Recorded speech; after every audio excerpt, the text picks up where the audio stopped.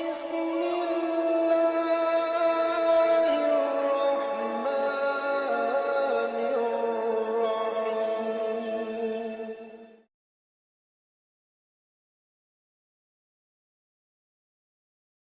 إن الحمد لله نستعينه ونستغفره ونؤمن به ونتوكل عليه ونعوذ به من شرور أنفسنا من سيئات أعمالنا من يهده الله فلا مضل له ومن يضلل فلا هادي له أشهد أن لا إله إلا الله وحده لا شريك له وأشهد أن سيدنا مولانا وحبيبنا محمدا عبده ورسوله اللهم صل وسلم وبارك عليه وعلى آله وأصحابه والتابعين لهم إلى يوم القيامة أما بعد.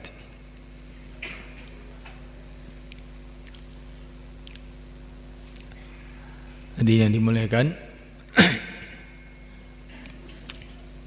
kita jadikan asas kerja kita, asas pemikiran kita hanyalah taat kepada Allah untuk mencari ridha Allah SWT. Termasuk juga usaha dakwah ini. Yang mulia Nabi Agung Muhammad SAW 40 tahun di Mekah. Beliau tidak bicara dakwah tidak bicara. Karena apa? Karena beliau belum diperintah, maka beliau diam aja. Setelah diperintah oleh Allah, ya ayyuhal muddatsir qum fa'anzir, bangkit dan berikanlah peringatan. Baru beliau ini bergerak. Tidak ada istirahatnya sampai wafat beliau.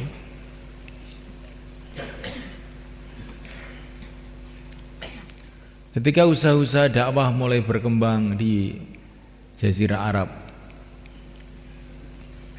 maka perkembangan usaha dakwah ini didengar oleh Raja Persia. Maka Raja Persia merasa terganggu. Dikirimlah orang-orang untuk memanggil baginda Muhammad SAW melalui gubernurnya yang ada di Yaman, yaitu Gubernur Badan. Setelah utusan itu datang menjumpai yang mulia baginda Nabi SAW, mengatakan, kami ini adalah utusan raja di Raja Persia.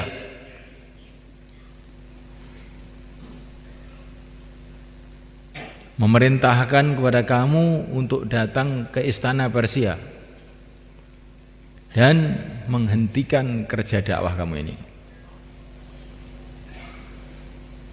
Kalau kamu nekat tidak mau tunduk, kamu akan dihancurkan dan seluruh kaum kamu akan dihancurkan semuanya. Katanya utusan Persia. Tapi Nabi itu macam tidak dengar dengan kata-kata orang Persia ini. Beliau ini menjawabnya itu aneh. Kamu kok kumisnya panjang-panjang, siapa yang nyuruh? Ini bicara-bicara, dia ini utusan raja, Nabi itu tanya kumis. Kenapa kumis kamu panjangkan, jenggot kamu cukur? Kenapa? Ini karena perintah dari Tuhan kami, Raja Persia. Oh, kalau Tuhan saya, kata Nabi, menyuruh kumisnya supaya ditipiskan, jenggot dipanjangkan. Ini Nabi itu memulai pembicaraannya dari masalah kumis, bukan masalah apa itu tanggapan dengan masalah dengan Raja Persia. Kemudian Nabi mengatakan, kamu tunggu di masjid sana, besok pagi kamu nemui saya. Maka besoknya barulah utusan Persia menemui Rasulullah SAW. Maka baginda Nabi mengatakan, kalau dakwah ini mau saya, kalau memang Raja Persia tidak setuju akan saya hentikan. Tapi dakwah ini bukan mau saya, ini perintah Allah Subhanahu wa ta'ala kepada saya, maka saya tidak bisa menghentikan usaha dakwah ini. Dan ketahuilah, hai duta Persia, bahwa Tuhanku telah membunuh Tuhan kamu. Apa maksudnya? Tuhanku yang mengutus saya ini telah membunuh Tuhan kamu, Raja Persia itu. Betul begitu? Iya, saya catat loh ini, jangan main-main. Catat, dicatat tanggal sekian, jam sekian. Langsung dia pulang ke Yaman. Sampai ke Yaman, Raja Yaman bilang, Gubernur Yaman Badan bilang, Raja Persia itu sudah mati, dibunuh anaknya sendiri. Sekarang kamu jangan berani-berani itu dengan orang Madinah, itu gawat. Nah, terus bagaimana? Kita masuk Islam aja. Nah, akhirnya duta Persia itu malah masuk Islam. Ini ceritanya dakwah itu kayak begitu itu loh, malaikat. Coba kita renungi, dakwah kita ini karena perintah Allah, apa dakwah kita karena apa? Nah, ini perlu kita luruskan niat kita kembali. Dakwah ini bukan reaksi atas keadaan-keadaan, bukan. Itu jahiliyah itu sudah beratus-ratus tahun Rasulullah tidak bereaksi apa-apa.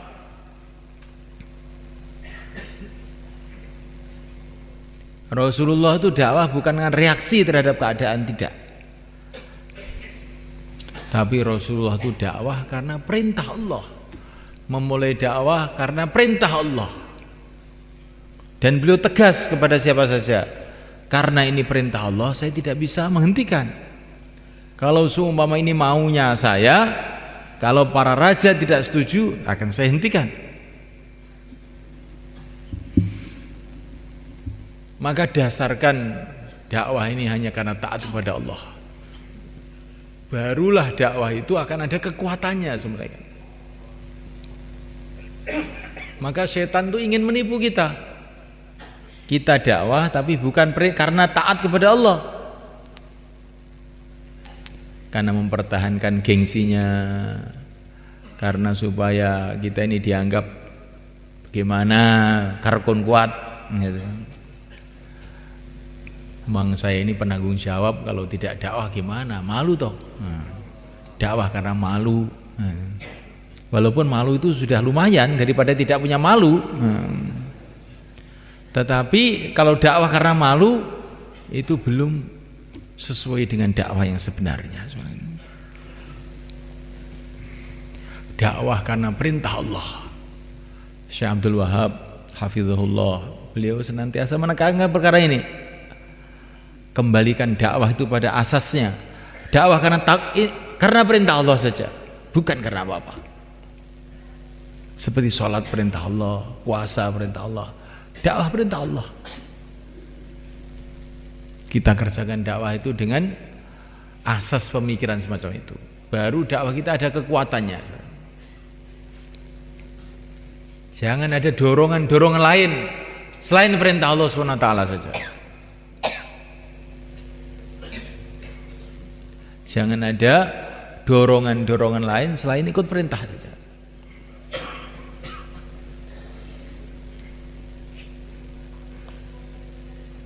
Sebetulnya kalau mau saya itu ingin tidur di rumah, tapi ini perintah Allah, bagaimana lagi? Kalau menurut ukuran otak saya, orang dakwah ini begitu lemah, macam semut merangkak-rangkak, sedangkan kebatilan itu seperti pesawat terbang Boeing 747. Bagaimana semut mau menandingi pesawat terbang? Tapi karena perintah Allah, saya kerjakan juga. Seseorang mengatakan kepada Syekh Yusuf rahimahullah, Syekh, dakwah itu merangkak seperti semut, kebatilan cepat seperti pesawat terbang. Bagaimana dakwah ini bisa berhasil? Maka beliau mengatakan, dakwah ini bukan mau balapan dengan pesawat terbang, bukan. Dakwah ini mengikut perintah Allah. Kalau kita ikut perintah Allah, kalau kita dibela oleh Allah, kalau kita dibantu oleh Allah, apalagi pesawat terbang yang lebih cepat dari pesawat terbang pun akan kalah dengan dakwah ini. Tapi syaratnya dakwah karena perintah Allah, sehingga dakwah itu dibela oleh Allah, sehingga dakwah itu diterima oleh Allah. Itu fikir kita.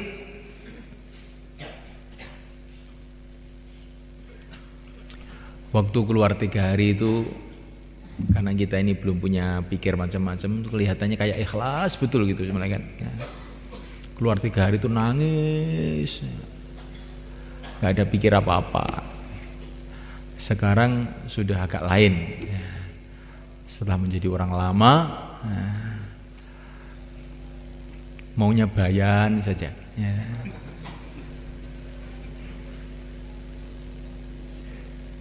Maunya ngatur saja, diatur nggak mau.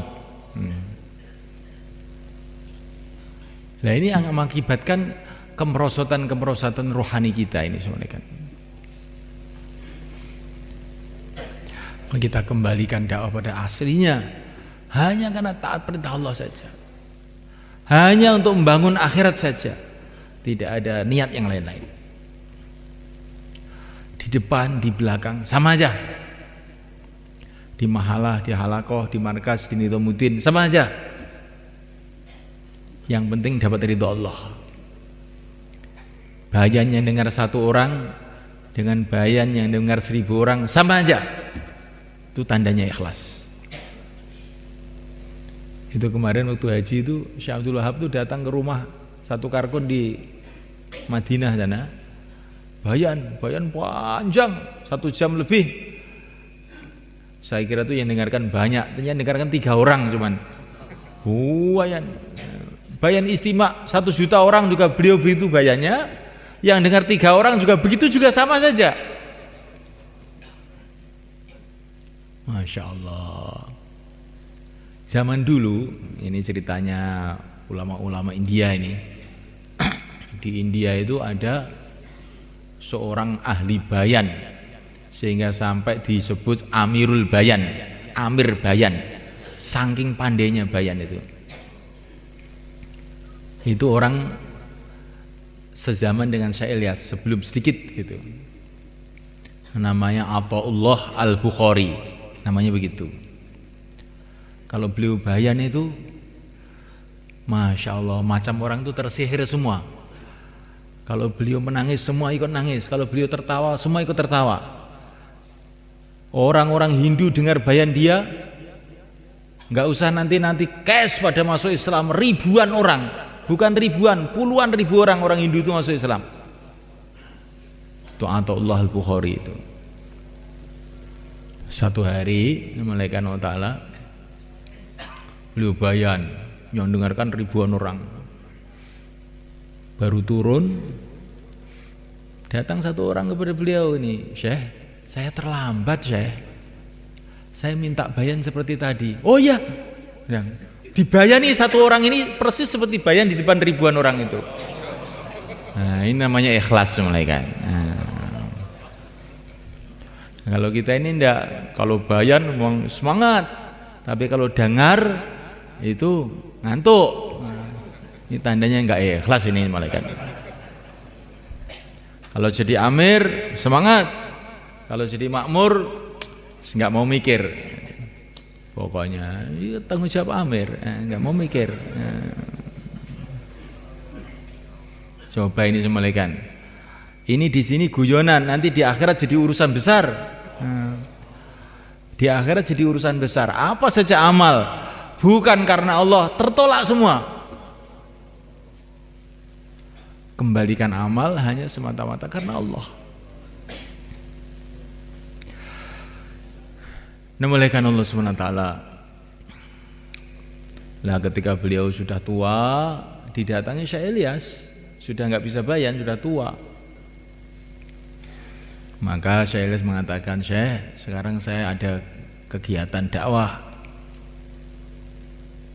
bantulah saya, kata Syekh Ilyas itu. Maka Athaullah Al-Bukhari itu beliau mengatakan, Muhammad Ilyas, kamu datang terlambat, katanya. Saya sudah nggak bisa apa-apa begini, kamu baru datang. Kenapa tidak kamu datang waktu saya sehat?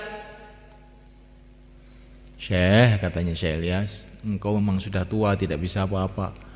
Tapi kalimah-kalimah Tuhan ini, nasihat-nasihat Tuhan itu satu kalimah akan didengar seluruh orang India. Murid-murid Tuhan ada di setiap pojok dunia ini. Arahkan tuh murid-murid Tuhan untuk supaya ikut saya kerja dakwah itu. Oh iya, kalau begitu. Dan itu termasuk perkembangan yang sangat penting dalam dakwah di India itu karena pembelaan Syekh Athaullah Al-Bukhari ini. Ini mudzakkar ulama kan ceritanya tadi ini. Ini termasuk perlu kita renungi. Jadi kalau datang ke ulama itu jangan mesti kita taskil dia. Nah, Pak Kiai keluar 3 hari Pak Kiai, insya Allah nanti dapat hidayah. Oh tak pentung dasmu kowe. Bocah cilik marah yang tuwek. Nah ini kadang-kadang kita ini tidak sadar itu. Insya Allah nanti kesannya itu luar biasa Pak Kiai. Untuk perbaikan hati kita Pak Kiai. Perbaikan. Kamu kira saya ini orang rusak apa gimana? Nah, kita datang kepada para ulama ya. Karena apa? Karena ikut perintah Allah untuk kita ikram para ulama. Sudah gitu aja. Syekh Ilyas ini pesan betul-betul jangan taskil ulama. Saya lihat itu orang naskil ulama itu akhirnya itu enggak baik jadinya, itu malah jadi masalah. Ulama itu tidak perlu ditaskil. Suasana yang baik, masjid-masjid yang hidup, karkon-karkon yang akhlaknya baik, itu akan menarik pada para ulama untuk ikut ambil bagian. Caranya bukan dengan ditaskil begitu. Insyaallah mulai kan? Ini sudah saya ikram bertahun-tahun gak keluar-keluar Pak Kiai, ini gimana sih? Nah ini Subhanahu wa ta'ala. Dan kita harus tanamkan dalam hati, ini bukan basa-basi, bahwa para ulama itu sudah punya jasa besar kepada umat dan punya jasa besar kepada dakwah ini, walaupun mereka belum ikut. Coba semulakan, kalau kita ini keluar, semua orang belum bisa baca Quran, belum bisa sholat, alangkah sulitnya kita ini semulakan. Tapi karena ulama-ulama sudah ngajari mereka baca Quran, sholat, mengajari fikih, mengajari Quran, macam-macam, di pesantren-pesantren, di surau-surau, kita ini akhirnya dakwah itu enak. Tinggal taskil, ayo 4 bulan. Tapi umpamanya 4 bulan ini nggak ada yang bisa sholat. Saya ini belum bisa sholat bagaimana? Nah, terpaksa tim taskil harus ngajari dia sholat. Loh saya sholat gimana? Baca Fatihah belum bisa. Akhirnya ngajari Fatihah. Akhirnya nggak jadi keluar 4 bulan jadinya. Tim taskilnya ikut dia. Tapi gara-gara banyaknya para ulama yang sudah banyak berbuat di pesantren-pesantren, di masjid-masjid, di surau-surau, maka kerja dakwah ini jadi mudah. Kalau kita naik ke atas, kalau Wali Songo itu tidak ngajak orang Jawa ini masuk Islam, bagaimana kita dakwah sekarang? Alangkah sulitnya itu sekarang. Maka kita ini jangan sumpek. Gara-gara ada satu ulama marah kepada kita, nggak usah sumpek. Nggak apa-apa tuh ulama marah itu nggak apa-apa. Memang ulama itu kerjanya marah begitu itu. Itu sudah biasanya ulama marah itu biasa. Kita syukuri aja, alhamdulillah Pak Kiai mau marah, tandanya sayang sama kita, gitu aja. Itu saya punya guru itu, Abah Tim Yatim Banten itu, anak-anaknya itu diajari, kalau ditempiling, alhamdulillah, itu anaknya jadi hafid Quran semua, laki-laki perempuan. Kalau ditempiling, tok Akbar, alhamdulillah. Tampilin lagi, alhamdulillah. Nah, jadi kiai semua anaknya itu. Ya kita dimarahi sedikit saja oleh para ulama sudah ganti marah, akhirnya nggak bisa ngaji jadinya. Ya, barokahnya ulama nggak bisa masuk karena kita marah sama ulama. Maka kita ini nggak boleh marah sama ulama itu. Kalau kita ditempiling pun, alhamdulillah. Insya Allah nanti sempat alim. Kalau bukan kamu, ya anak-anak kamu jadi orang alim insya Allah. Ini menurut pengalaman orang-orang dulu. Kalau orang itu dalam hatinya itu ada benci kepada para ulama, anaknya susah diatur. Susah diatur itu. Itu betul semuanya, itu sudah pengalaman, banyak sekali pengalaman. Maka kita ini yang baik pada para ulama, ikram pada mereka, kasih hadiah pada mereka. Kalau orang-orang yang belum dakwah bawa rambutan 1 kilo, kita bawa rambutan 1 becak, nah, 1 becak, ya. Dengan becaknya sekali dibawa ke situ. Betul semua kan? Lah saya ini nggak punya rambutan, nggak punya hadiah, hadiah Fatihah. Nah. Hadiah Fatihah. Para ulama mengatakan ada lebih 30 dalil. Ada lebih 30 dalil dari Quran, dari sunnah, dari pendapat para ulama bahwa hadiah amal itu boleh dan akan sampai. Kamu harus tahu nih, hadiah itu bukan mesti rambutan, mesti pisang. Hadiah amal. Baca Quran 1 khataman saya hadiahkan untuk Suriah NU Jawa Timur. Nanti kan Suriah yang senyum terus. Lah kita ini kalau ada ulama tidak setuju malah digunjing aja. Itu kiai itu itu sengak sama dakwah. Loh kok sengak? Lah memang kamu mungkin baunya enggak enak maka dia sengak.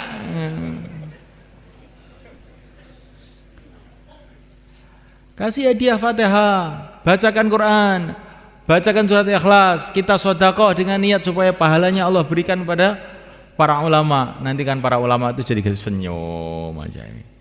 Orang dakwah itu kok ada nurnya tuh wajahnya itu. Nah, melihat tuh seneng aja gitu. Ya kalau orang dakwah itu hatinya sudah ada benih-benih tidak suka sama ulama, itu baru melihat tok itu ulama sudah sumpek. Pakai jubah juga katanya keliru, pakai baju koko keliru lagi. Pakai kopiah putih katanya tidak patut, tidak pantas. Baru sholat 3 hari kopiahnya kopiah haji katanya. Pokoknya ada aja salahnya itu. Tapi ketika hati kita ini ada kecintaan pada para ulama, yang salah-salah itu loh bener aja semua. Itu ada jamaah tahun 83 namanya Abdul Sobur. Datang ke sini ke ayah saya. Orang Pakistan jalan kaki. Ketemu ayah saya. Ya, orang Pakistan itu kan kalau duduk itu saya nanya duduknya begini di kursi itu ini. Ini kan kurang ajar namanya kalau di Jawa itu. Tapi ayah saya itu loh malah masya Allah orang ini betul-betul orang ikhlas, dia nggak peduli orang. Ini mesti bangsa wali ini datang ke sini. Lo kan aneh tuh nih. Nah. Jadi yang tidak pantas pun kalau hati itu ada kecintaan, orang itu makbul di sisi Allah itu memang makbul. Yang tidak pantas pun, loh bangsa wali ini katanya ayah saya itu. Dikasih makan, ya, oleh ayah saya itu dikasih makan. Itu dia itu tambah-tambah aja. Ini makannya itu banyak sekali. Orang ikhlas ini katanya saya. Enggak sungkan-sungkan katanya. Jadi Subhanahu wa ta'ala ini perlu kita renungi. Jadi kalau suasana kecintaan itu ada, itu yang salah-salah pun jadi tidak salah. Tapi kalau suasana itu tidak ada, suasana kasih sayang kecintaan itu enggak ada, yang benar pun jadi salah.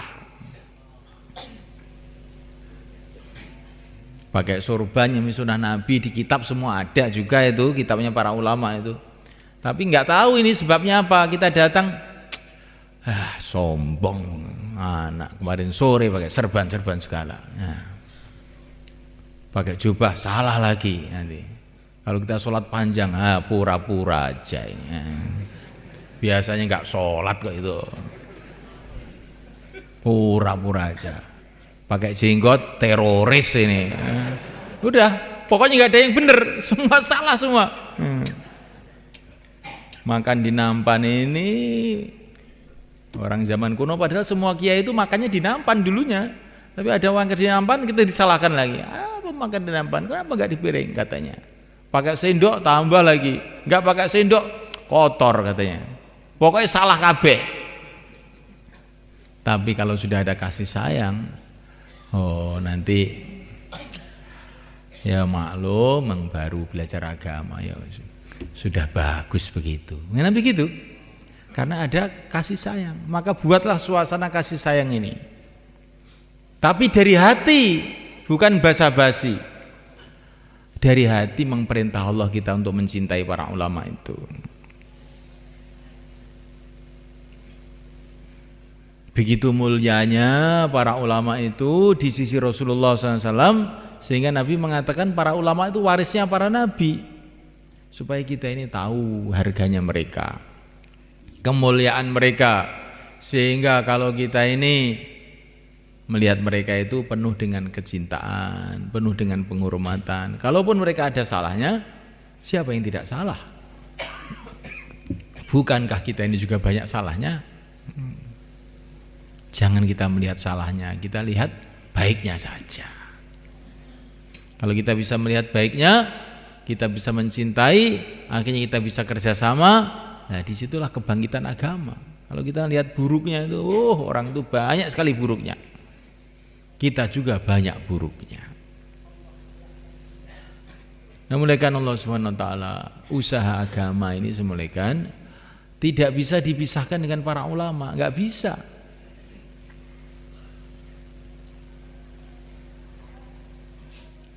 Memang usaha agama ini harus punya hubungan dengan seluruh umat. Orang umum juga penting, karena kebanyakan umat Islam orang umum. Pelajar juga penting, masturot juga penting, pejabat juga penting, polisi juga penting. Tapi jangan terus dimanfaatkan untuk dunia nih. Gara-gara polisi sudah kenal dakwah, kita akhirnya tidak mau memperbarui SIM. Alah, itu kan sudah kargon. Assalamualaikum, sudah jalan gitu. Nah, itu namanya agama digunakan untuk dunia. Itu enggak boleh begitu itu. Ini kan kargon 3 hari kemarin. Terus kita enggak mau pakai helm. Apa helm itu? Tidak sunnah. Nah, helm tidak sunnah. Tapi walaupun tidak sunnah juga tidak dilarang oleh sunnah. Ya. Bahkan bisa juga dikatakan sunnah, karena ketika Nabi masuk ke Mekah, Fathu Makkah itu pakai helm besi beliau waktu perang. Ya. Jadi jangan gara-gara ini polisi sudah kenal dakwah nggak pakai helm, jangan, pakai tertib. Semua aturan pemerintah asalkan tidak haram kamu ikuti aja. Kalau haram nggak usah. Asalkan tidak haram kamu ikuti aja. Rasulullah itu di Hudaybiyah mengadakan perjanjian dengan orang kafir. Oleh Rasulullah dipegang tuh janjinya itu. Asalkan perjanjian itu tidak menyalahi agama. Jadi kita punya perjanjian, dengan orang kafir pun kita jaga. Asalkan perjanjian itu tidak merusak agama. Apalagi dengan orang Islam, ya lebih kita jaga lagi. Insyaallah mulaikan. Nah, mulaikan Allah SWT, karena agama dengan para ulama itu tidak bisa dipisahkan, mulaikan. Nggak bisa.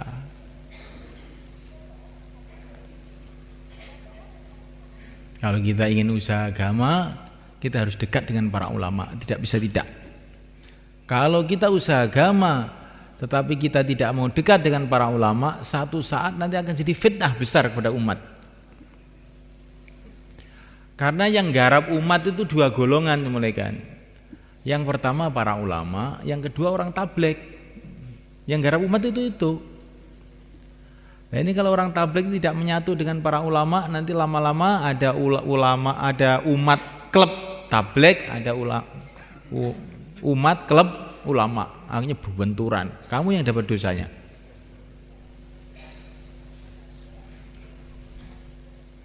Maka sudah mulaikan Syekh Ilyas itu sudah menanamkan dalam 6 sifat itu ikramul muslimin. Rinciannya memuliakan ulama, menghormati orang tua, menyayangi anak muda. Ini penting ulama ini mulaikan. Apalagi di Jawa Timur. Di Jawa Timur itu tempatnya ulama, tempatnya pesantren paling banyak di Indonesia di Jawa Timur ini. Kalau kita tidak betul-betul menyatu dengan para ulama, dekat dengan para ulama, mengkondisikan itu, nanti dakwah itu nggak akan bisa jalan dengan baik. Dulu di India itu ada seorang ulama besar, namanya Mufti Kifayatullah, penulis kitab juga. Begitu tingginya martabatnya, derajatnya beliau ini, sampai Syekh Ilyas saja ini mau khususi kepada Syekh Kifayatullah itu enggak berani. Saya tidak pangkat saya kok sowan sama Mufti Kifayatullah itu enggak berani saya. Tapi anehnya satu hari Mufti Kifayatullah tahu-tahu datang ke Nizamuddin. Syekh Ilyas itu jadi terkejut. Loh, semua orang Nizamuddin geger semua. Mufti datang, Mufti datang. Ternyata yang membawa itu pembantunya. Pembantunya sudah keluar 3 hari, cerita sama Mufti, ini Syekh Ilyas ini sekarang punya kerja bagus ini. Banyak orang yang maksiat jadi tobat, banyak orang tidak sholat jadi sholat. Akhirnya Mufti Kifayatullah datang ke Nizamuddin. Begitu datang ke Nizamuddin, melihat kerja-kerja di situ, Syekh Ilyas itu datang. Syekh, lihatlah kerja-kerja saya di sini ini Syekh. Mana yang bertentangan dengan agama, yang tidak sesuai dengan syariat, kamu luruskan Syekh.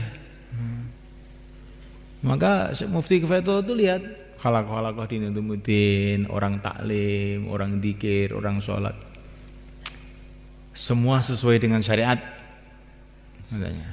Langsung beliau menulis fatwa. Dan fatwanya itu zaman dulu, waktu tahun 80-an saya datang ke Nizamuddin, itu ditempelkan di masjid-masjid di India, di Pakistan. Fatwa Mufti Kifayatullah bahwa tabligh ini benar.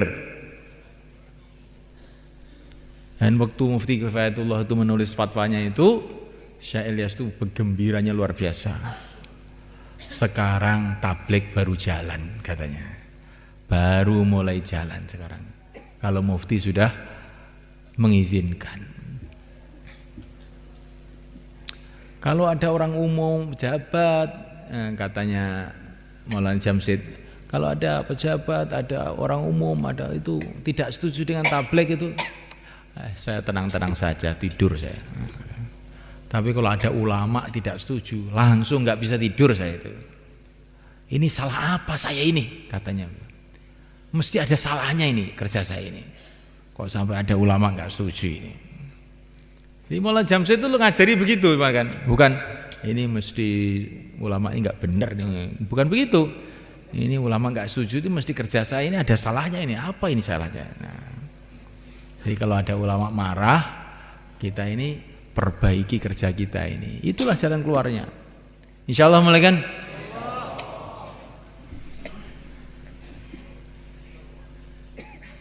Nah, mulaikan Allah SWT, kita tidak akan bisa taat kepada Allah kecuali dengan jalan Rasulullah SAW. Menyuti Rasul faqad ata Allah, taat kepada Rasul berarti taat kepada Allah.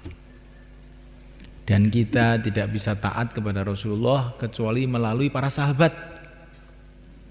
Maka Nabi mengatakan, mafhumnya kurang lebihnya, sahabat itu kayak bintang-bintang. Kalau kamu ikuti mereka, kamu dapat hidayah. Dan kita mengikuti para sahabat tidak bisa kecuali kepada para ulama, dengan lewat para ulama-ulama. menurut keahliannya masing-masing. Kalau kita mau mengikuti dakwahnya para sahabat, ikutilah ulama-ulama ahli dakwah. Kalau kamu ingin mengikuti fikihnya para sahabat, masalah hukum halal, haram, makruh, sunnah, ikutilah para ulama-ulama ahli fikih.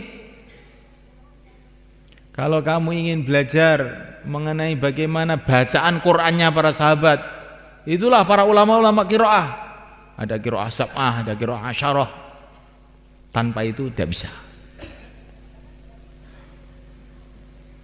Karena kita ini hidup tuh di akhir semuanya kan. Kita harus melalui prosedur itu. Dengan mengikuti orang-orang ahlinya itu, akhirnya kita memahami kehidupan sahabat, akhirnya kita bisa ikut Nabi, akhirnya taat sama Allah.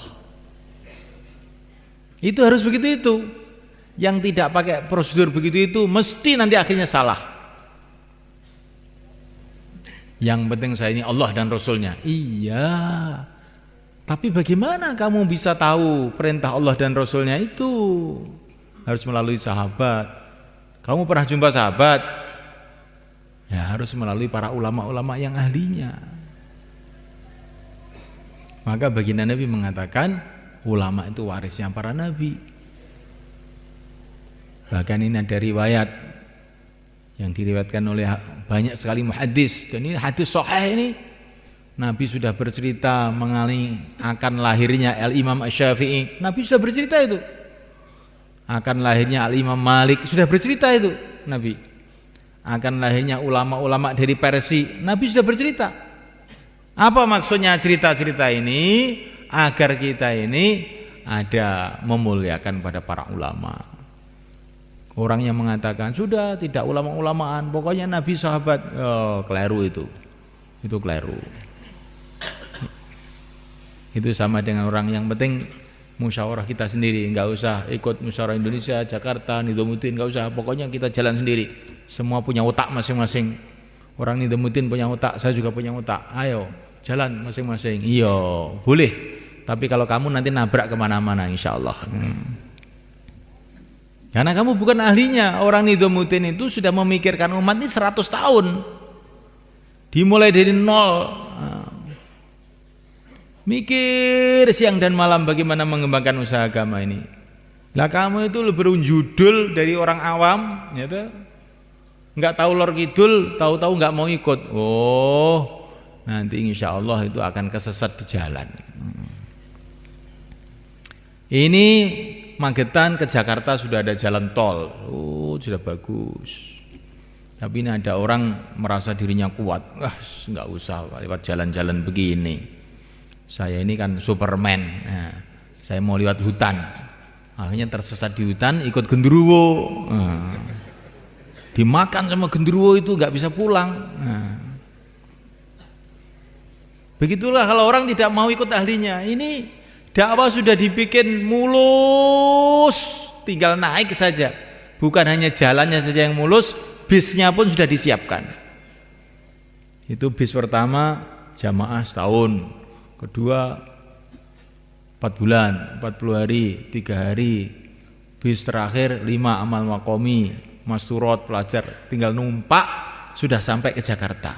Nah, duduk tidur sudah sampai ke Jakarta.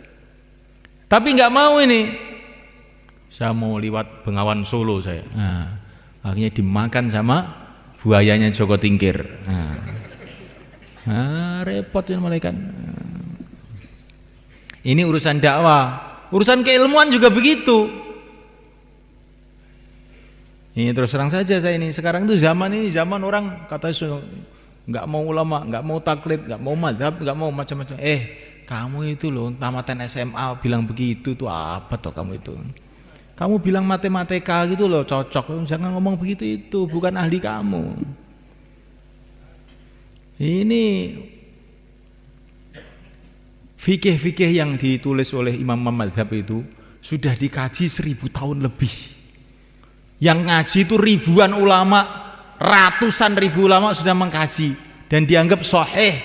Ini betul-betul dari Rasulullah SAW. Kok kamu tahu tuh jedul ini semua keliru, saya punya anu sendiri, hadis sendiri. Alah. ini orang tidak benar.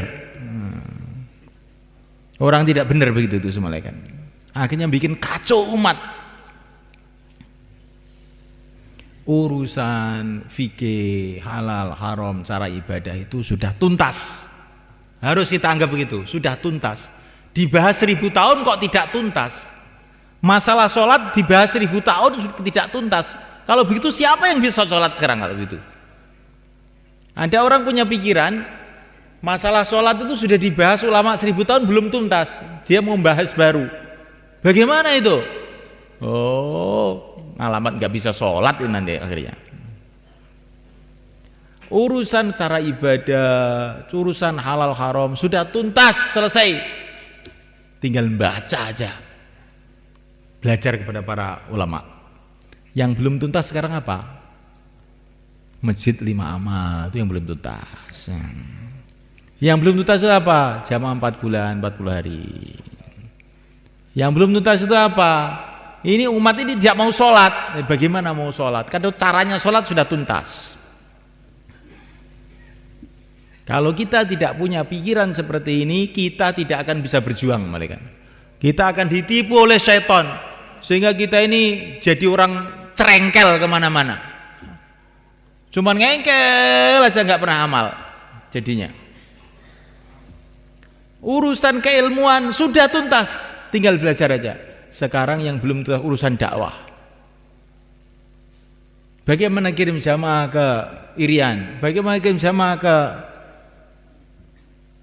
Merauke, bagaimana kirim jamaah ke pojok-pojok dunia, ke Madagaskar, ke Australia, ini yang belum tuntas.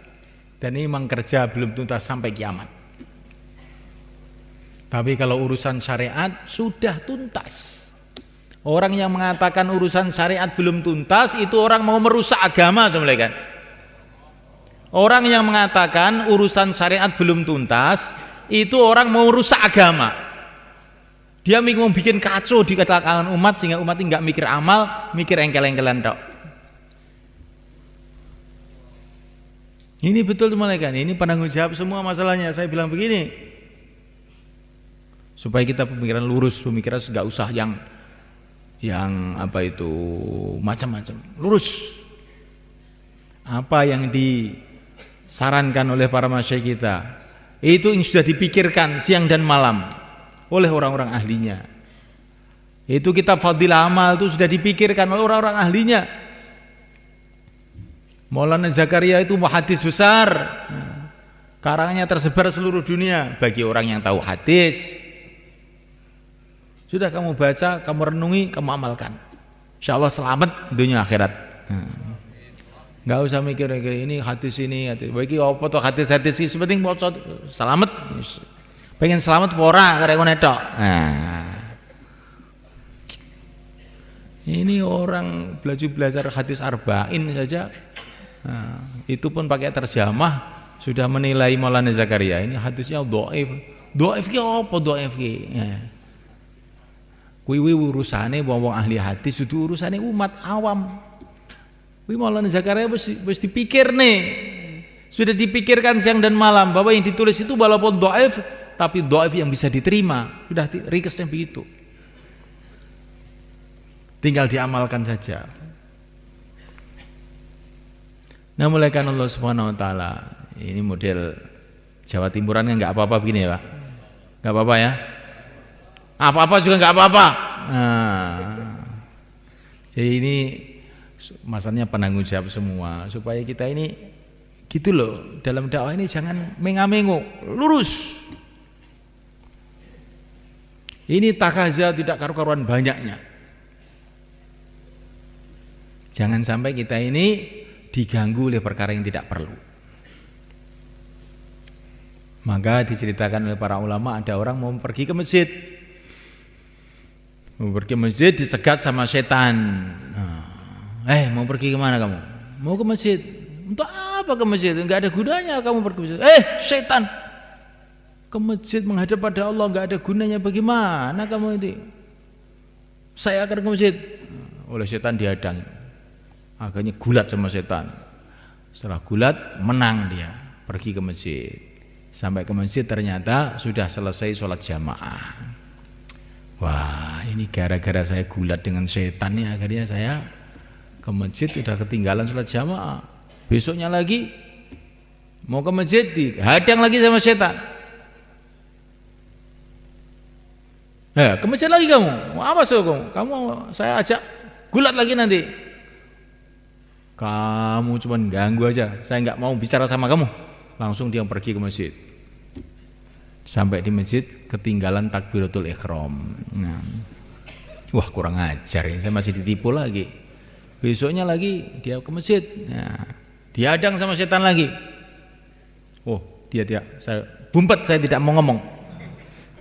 Langsung soft awal takbiratul ihram. Nah, begitu larang dakwah mereka. Nah, kalau kita ini mendengarkan omong sana, omong sini, ketinggalan, masjidnya enggak hidup, jamaah tidak keluar, iman kita merosot, terus ngerasani orang tiap hari. Nah, akhirnya setan tertawa. Alah, gitu ternyata. Ya. Tapi kalau kita ini tidak, ini kita harus insyirah. Kita ini harus, kalau kita ini mau ikut para masyayikh itu harus dari sepenuh hati begitu semuanya kan. Udah, itu sudah orang ahlinya, sudah saya ikut aja, gitu aja. Dan nanti insya Allah akhirnya kita bisa pikirkan amal masjid, kita pikirkan masturot, kita pikirkan hubungan baik dengan ulama, ya. Sehingga akhirnya seluruh umat mendapatkan manfaat. Orang yang banyak engkel-engkelan tidak akan pernah dapat sukses. Maka dalam satu riwayat dikatakan, kalau Allah membenci satu kaum, maka oleh Allah dikasih ilham engkel-engkelan, bertengkar. Kalau Allah mencintai satu kaum, dikasih ilham amal, bukan ngomel. Nah. Maka kita ini bukan masalah fikih, masalah itu aja, masalah dakwah itu sendiri. Gak usah banyak engkel-engkelan. Orang itu yang mudah mufakat gitu loh. Ini cocok, ini wis apik, bismillah. Gak usah engkel-engkelan dodo. Mun engkelan dodo kehilangan sholat jamaah. Insyaallah mulai kan?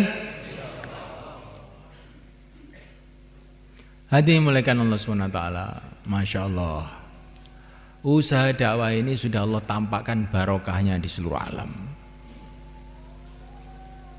Semua orang yang tahu sudah jelas itu barokahnya dakwah ini di seluruh dunia, di Indonesia, di luar Indonesia, di Amerika, di Inggris, di mana-mana.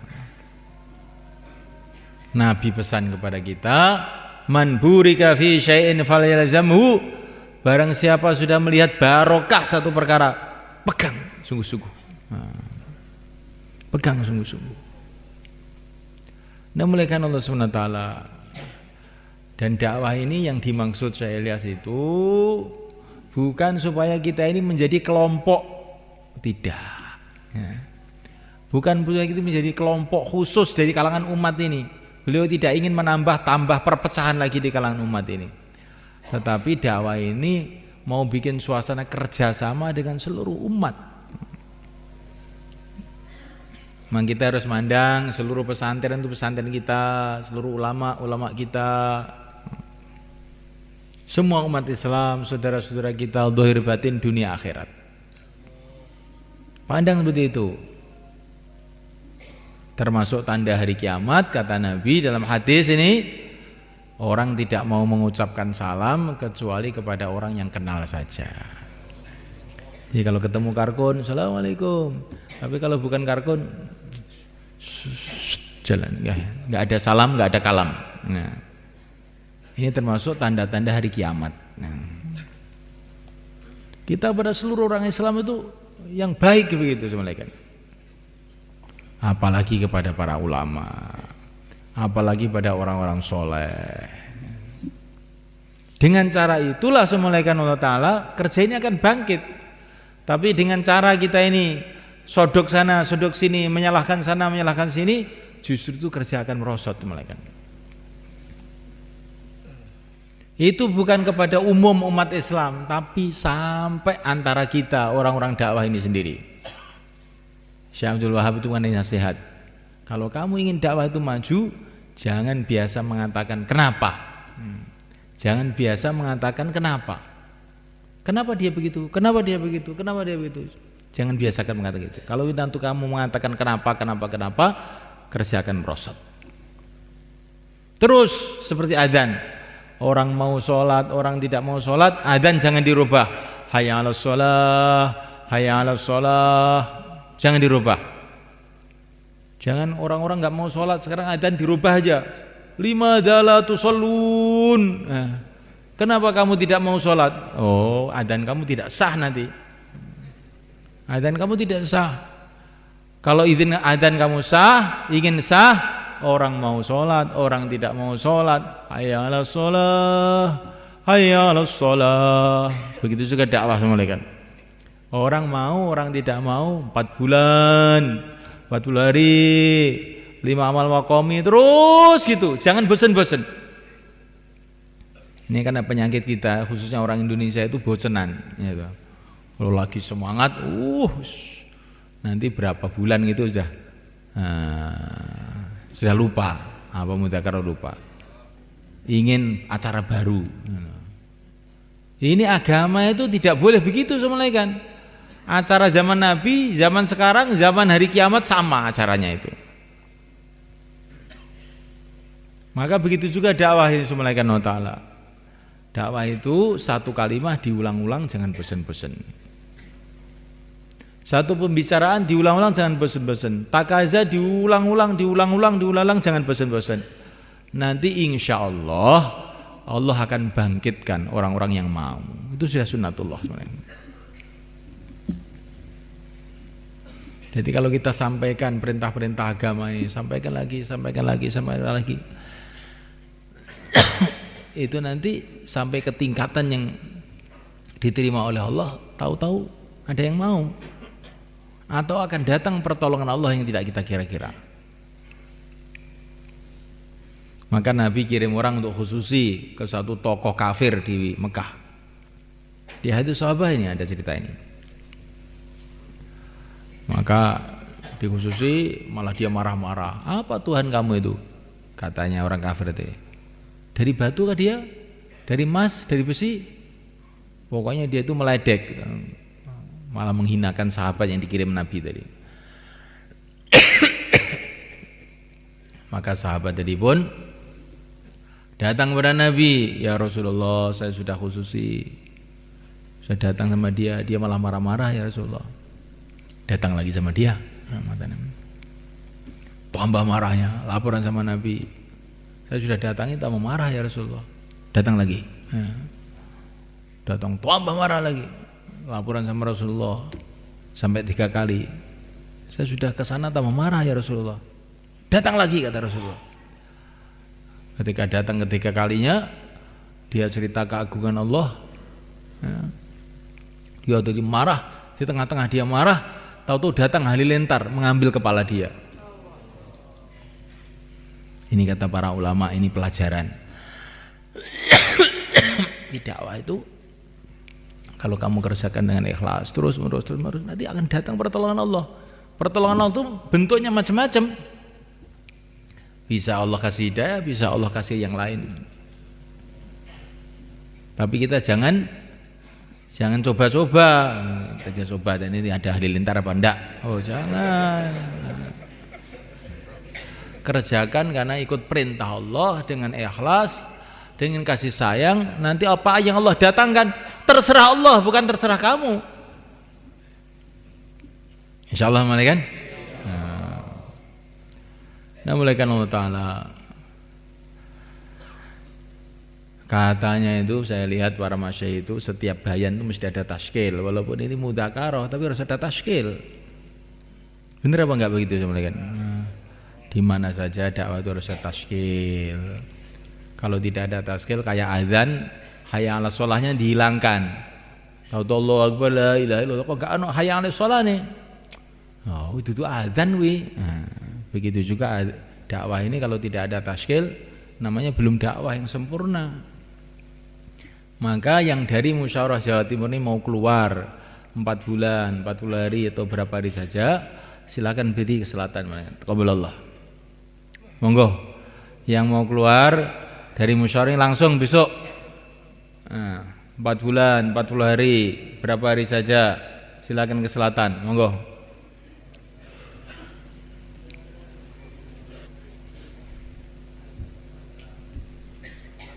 Ini ada beberapa jamaah yang belum komplit tadi pagi tadi semuanya. Ada beberapa santri juga yang mau keluar, belum ada temannya, orang kampung. Maka ini dimohonlah dari daerah-daerah ini bisa nemani ini. Monggo, silakan mulaikan.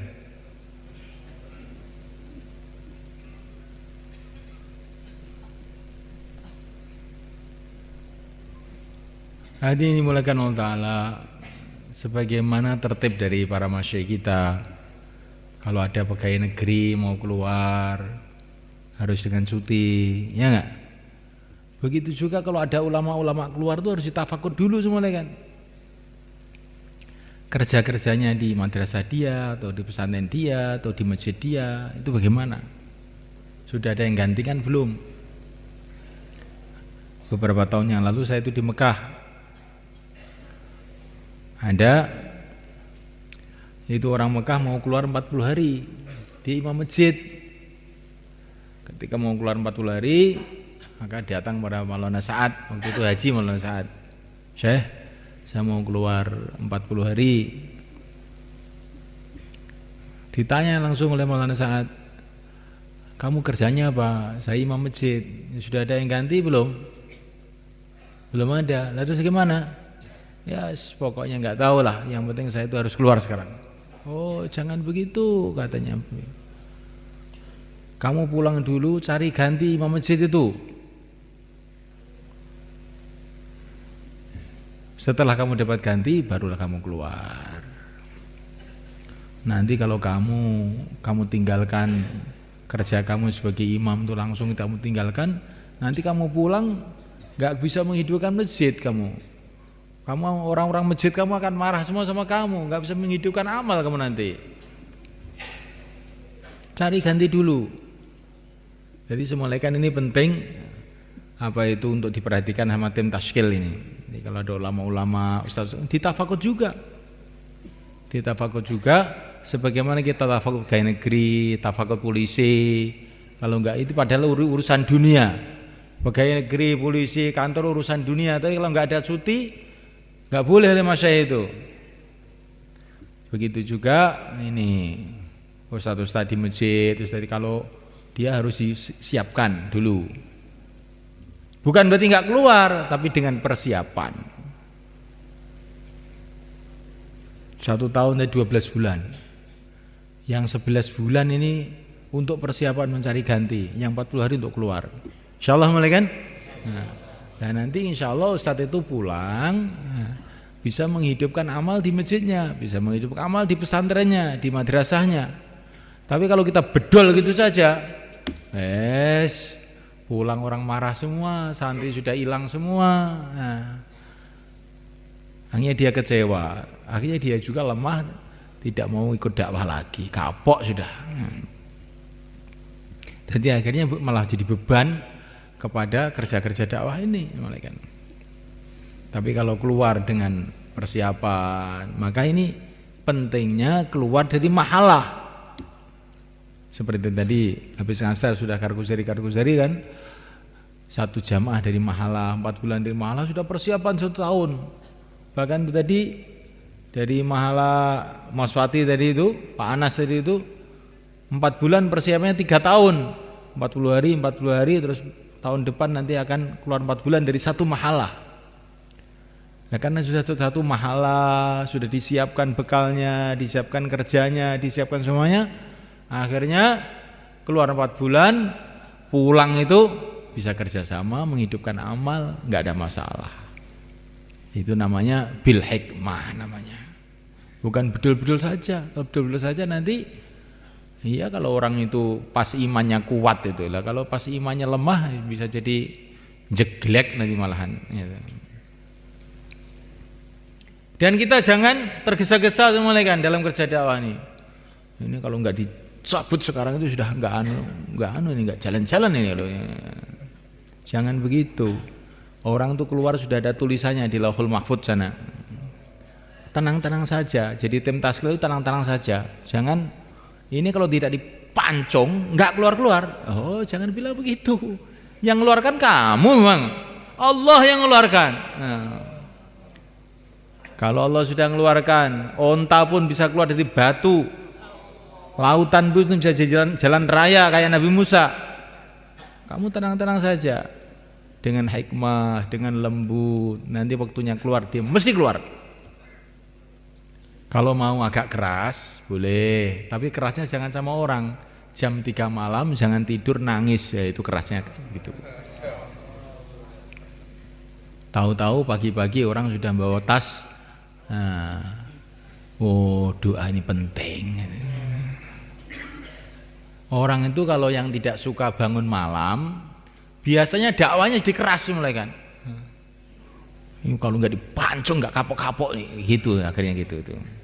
Tapi kalau orang tuh biasa bangun malam, biasa nangis malam, oh ini doa saya belum makbul. Nanti malam saya ngedoa lagi. Beberapa bulan yang lalu itu ada orang Bendo sana. Orang Magetan. Datang sama saya mau keluar 40 hari, istri saya nggak boleh. Gimana ini Pak Kiai? Kamu mau keluar betul? Iya keluar betul.